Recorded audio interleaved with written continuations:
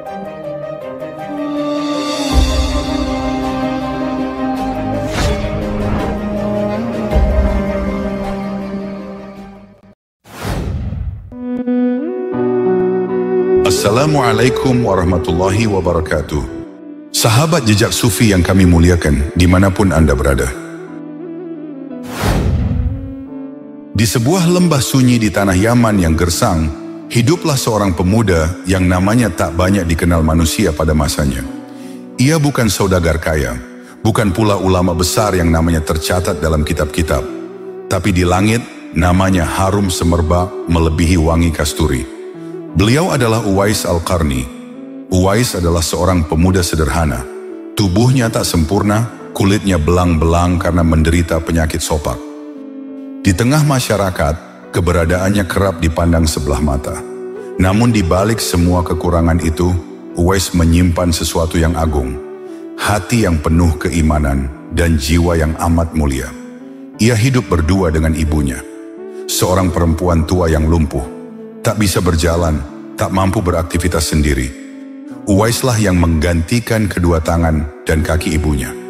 Siang dan malam, pemuda ini mencurahkan hidupnya untuk merawat sang ibu, menyuapi, memandikan, menuntun sholat, dan menyelimuti tubuh renta itu setiap malam dingin melanda.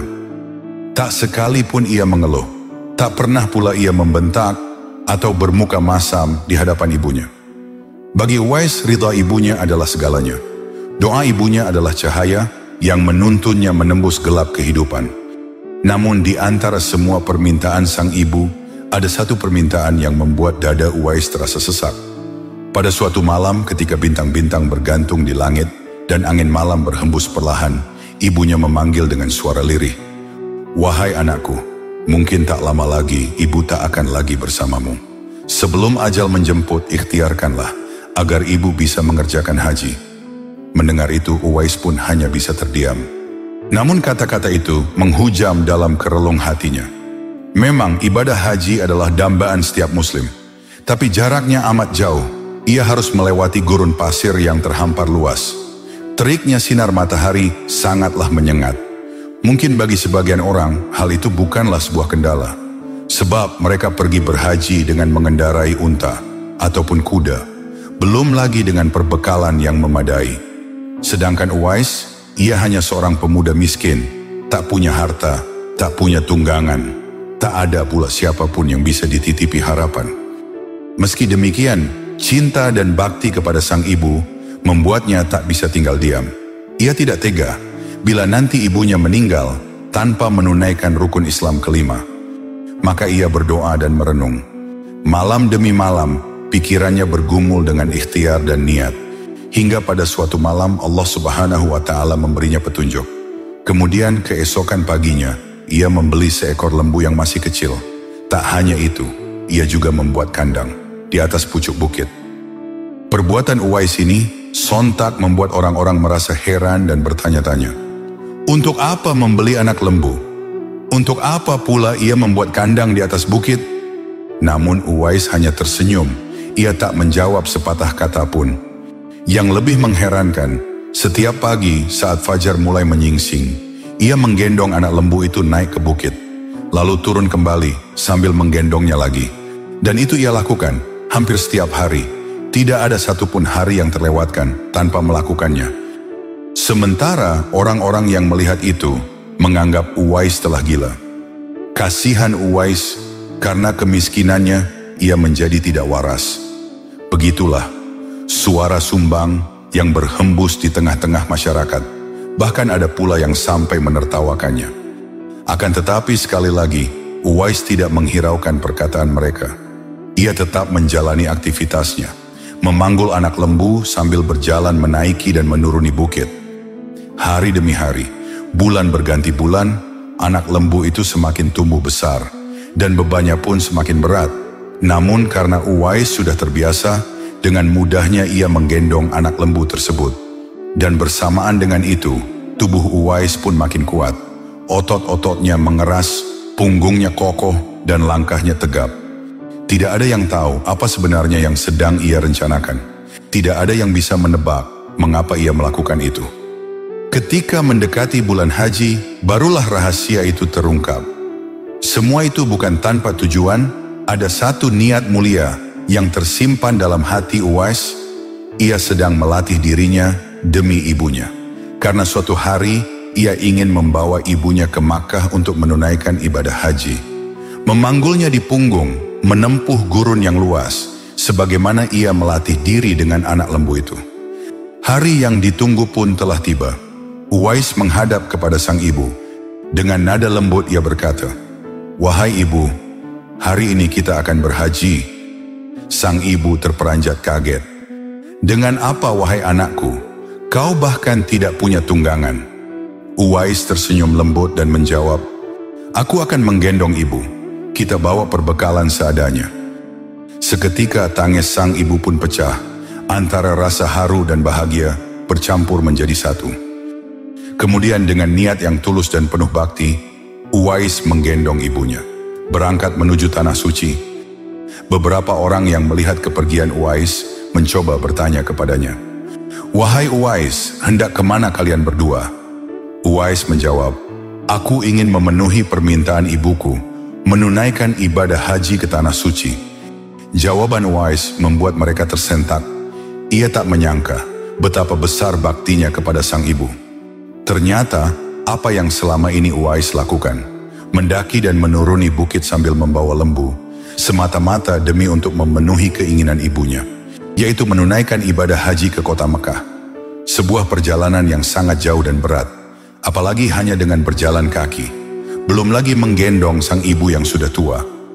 Mereka yang dulunya mengejek dan menganggapnya gila, merasa bersalah dan malu. Mereka pun meminta maaf, serta mendoakan agar Uwais selamat dalam perjalanan. Air mata pun menetes dari mata yang menyaksikan. Ternyata, apa yang mereka anggap gila adalah bentuk cinta yang paling suci, cinta dari seorang anak kepada ibunya. Singkat cerita, setelah menempuh perjalanan panjang yang melelahkan, sampailah mereka berdua di Tanah Suci.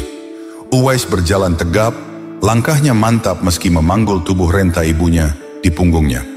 Di tengah ribuan manusia yang memutih di padang Arafah, ia menuntun ibunya dengan penuh taksim, menjalankan rukun haji satu demi satu. Wukuf di Arafah, bermalam di Musdalifah, melempar jumrah, hingga tawaf mengelilingi Ka'bah. Semua ia lakukan sambil memanggul ibunya. Ketika mereka sampai di hadapan Baitullah, sang ibu terharu. Matanya basah melihat kemegahan Ka'bah, rumah suci yang selama ini hanya menjadi impian dalam doa-doanya. Ia menangis terseduh di atas punggung anaknya, bukan karena letih, tapi karena haru. Di hadapan Ka'bah, Uwais menurunkan ibunya perlahan. Mereka duduk berdua, bersimpuh dalam syahdu. Suara Uwais bergetar saat ia berdoa, "Ya Allah, ampuni semua dosa ibuku, bersihkan hatinya, lapangkan kuburnya kelak, dan masukkan dia ke dalam surgamu tanpa hisab." Sang ibu memandang Uwais, matanya basah. Dengan suara penuh keheranan ia bertanya, "Anakku, bagaimana dengan dosamu sendiri? Kenapa kau tidak memintakan ampun untuk dirimu juga?" Uwais tersenyum lembut, matanya menatap wajah ibunya dengan penuh cinta dan ketulusan. "Ibu, jika Allah mengampuni semua dosa ibu dan memasukkan ibu ke dalam surga, maka aku cukup bahagia hanya dengan ridho ibu, karena ridhomu adalah surga bagiku." Sang ibu menangis terseduh. Ia peluk Uwais dengan erat. Di antara gemuruh doa-doa ribuan manusia di Masjidil Haram, satu doa tulus dari seorang anak menggema ke langit, menembus arsy ilahi. Itulah keinginan Uwais. Tulus, tanpa pamrih dan penuh cinta. Tak mengharap apapun selain ridho Allah dan ridho ibunya. Dan Allah Subhanahu wa Ta'ala, Zat yang maha mengetahui isi hati hambanya, membalas cinta dan ketulusan Uwais dengan karunia yang agung. Seketika itu juga, tubuh Uwais sembuh dari penyakit sopaknya. Kulit yang dulu belang-belang itu kini bersih dan bercahaya, kecuali satu bulatan kecil yang tersisa di tengkuknya, sebagai tanda dari Allah Subhanahu wa Ta'ala, sebagai bukti cinta dan ujian yang pernah ia lewati dengan sabar. Setelah menyelesaikan seluruh rangkaian ibadah haji bersama ibunya, Uwais merasa ada satu keinginan yang belum ia wujudkan. Keinginan yang sejak lama terpatri dalam hatinya. Keinginan yang ia simpan dalam doanya, dalam sujudnya, dalam setiap rindu yang mengalir dari hatinya, yaitu bertemu dengan Rasulullah. Tapi ia tahu dirinya bukan sendirian. Ia sedang membawa ibunya yang sudah tua dan mudah sakit. Ia tidak sampai hati menahan ibunya lebih lama di negeri orang. Uwais pun mengurungkan niatnya dan memutuskan untuk pulang ke Yaman. Beberapa bulan berlalu sejak kepulangannya dari Mekah. Hati Uwais masih menyimpan rindu yang belum juga padam. Rindu kepada Rasulullah, manusia kekasih Allah. Pada suatu malam, ketika ibunya sedang terbaring lemah di tempat tidur, Uwais duduk di sampingnya. Ia menunduk pelan, lalu dengan suara lirih namun mantap, ia berkata, "Ibu, izinkan aku pergi ke Madinah. Aku ingin berjumpa dengan Rasulullah. Aku ingin melihat wajah beliau, meski hanya sekali dalam hidupku." Sang ibu terdiam sejenak. Ia tahu betapa besar keinginan anaknya itu.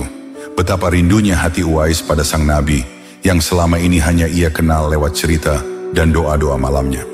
Akhirnya dengan suara lemah tapi penuh kasih, ibunya berkata, "Baiklah anakku, pergilah, temuilah kekasih Allah itu.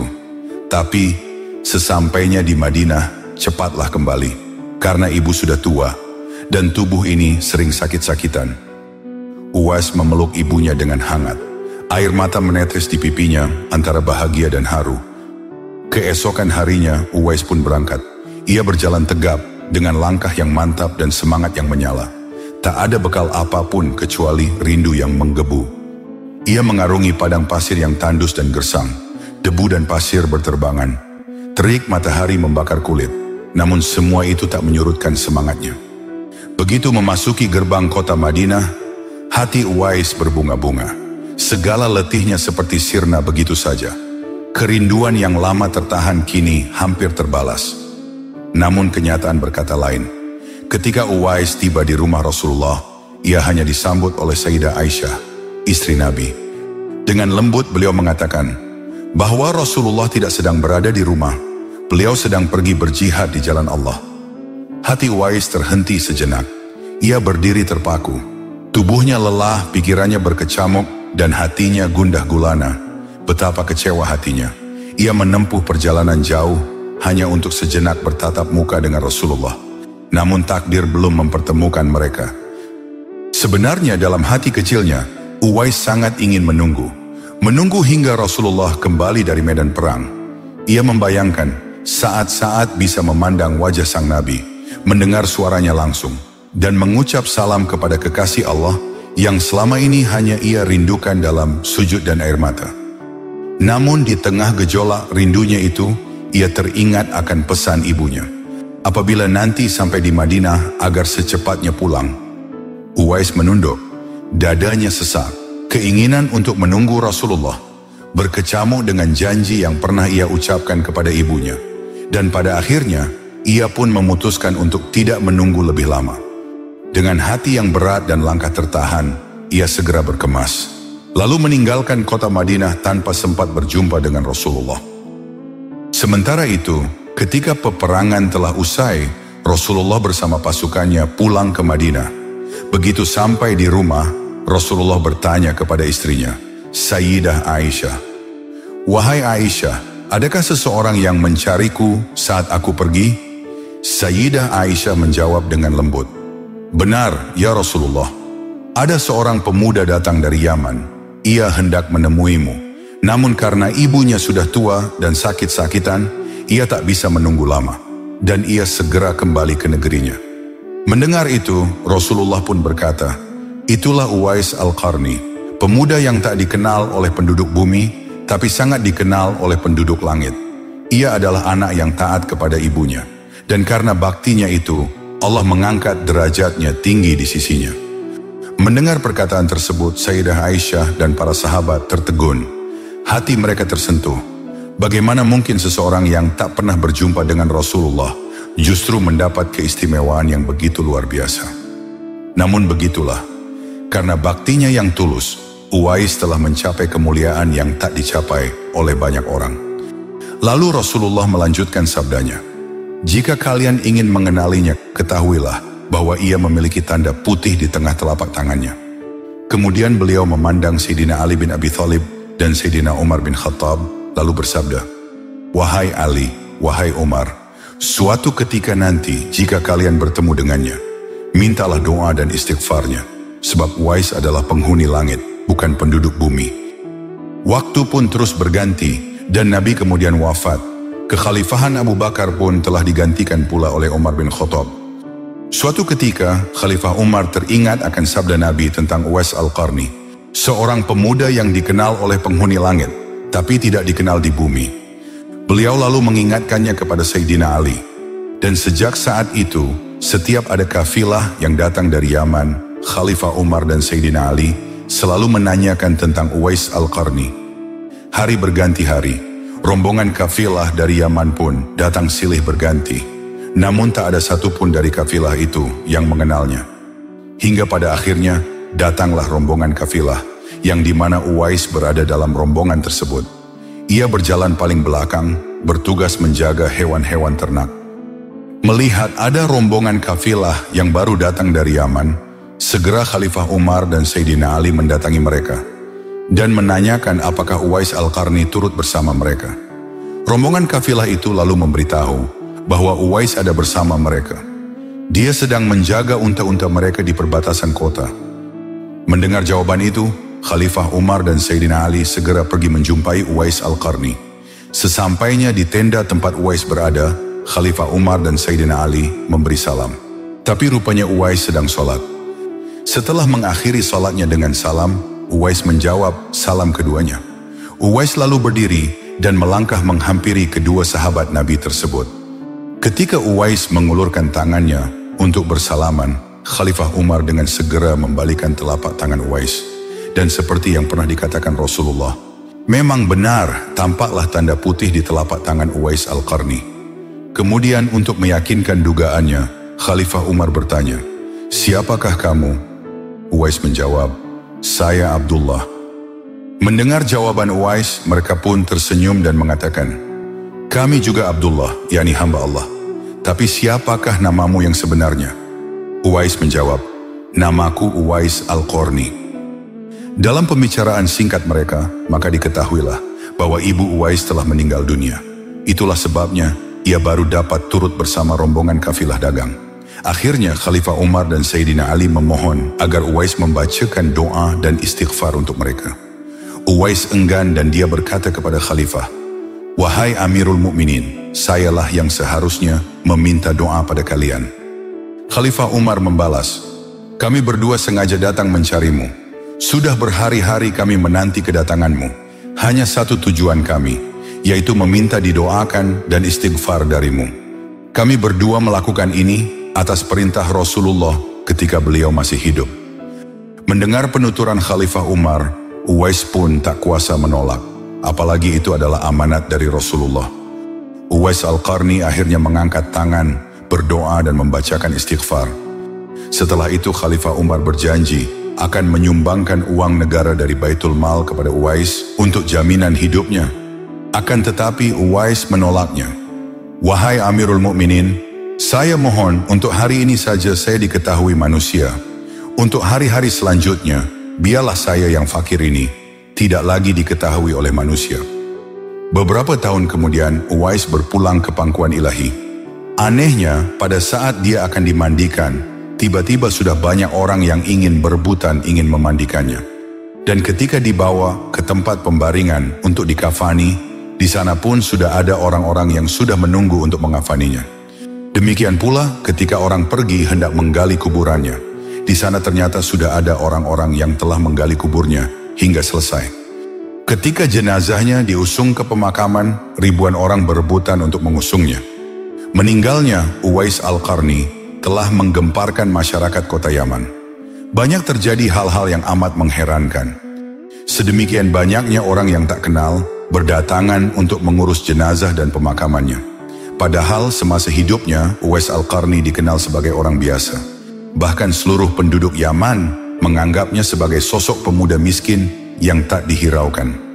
Akan tetapi begitu beliau meninggal, barulah para penduduk menyadari bahwa Uwais Al-Qarni bukanlah manusia biasa.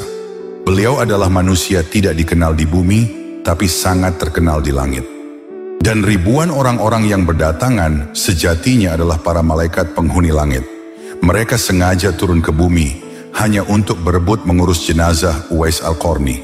Mulai dari memandikan, mengkafani, mensolati, hingga mengusung jenazahnya sampai ke pemakaman. Kemudian menguburkannya ke liang lahat. Demikianlah kisah keistimewaan seorang pemuda soleh yang berbakti kepada ibunya, di mana keistimewaan tersebut hanya orang-orang tertentu yang bisa mendapatkannya. Akhirul kata, wallahu a'lam bishawab. Sampai di sini dulu perjumpaan kita kali ini. Semoga bermanfaat. Wassalamualaikum warahmatullahi wabarakatuh.